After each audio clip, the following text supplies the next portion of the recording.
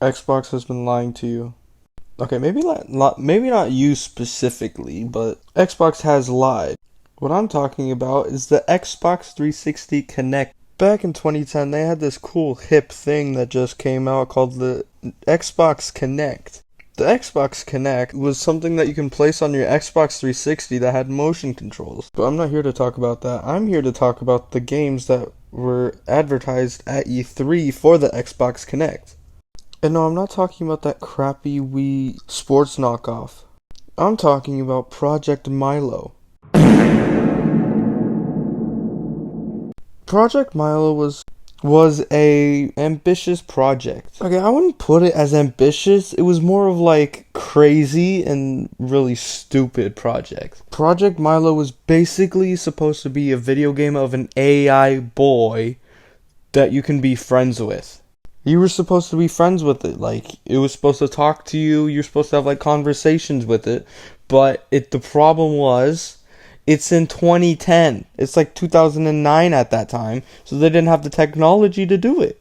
So what would you do in that situation when you had a really failed idea that you know won't work? A, would you just give up and not do it?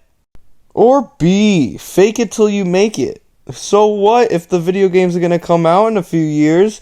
We'll probably have enough technology to do it. Might as well advertise it now and hope for the best later.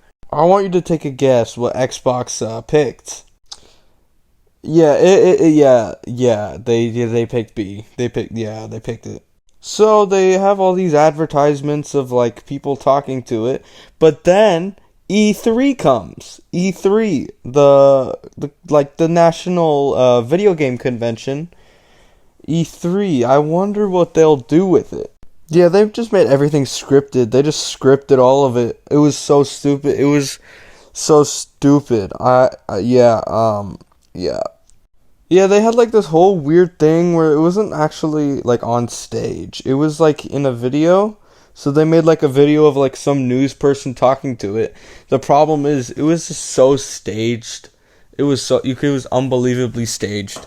There was this one part where like the girl who was like in it actually like had like a reflection in the mirrored water or something. If I was like a consumer at that time, I would think, "Oh, that's so cool. Like, how did they do that?" They didn't do that. They didn't do that. That was fake as hell. It was very fake. Fake. But you know what? Xbox has earned our trust. Maybe like it was just one mistake, right? Right? It was just one time, right? They wouldn't do it again. Oh my God! Oh! Yeah, they did it again. They did it again. But the problem is they it's called Connectimals, right? How do I explain this? Okay, so Connectimals is a game. It is a game. But the problem is that they obviously faked it at E3. Like, it was so fake. None of the movements were like actually like adding up or anything like that. It was just so fake, like so fake. Like, to be fair, like, it is a game. Like, how are they supposed to do it to a big audience? But at the same time, if you have to fake your content, maybe you shouldn't release it or at least have an ad for it at E3 if you can't.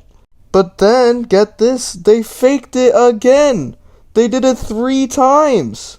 While they were like showing the Xbox 360 Connect and how good it is, they were scanning something. Like, they were scanning a skateboard, and they just showed up on the Xbox Connect. And I'm like, what? Am I missing something?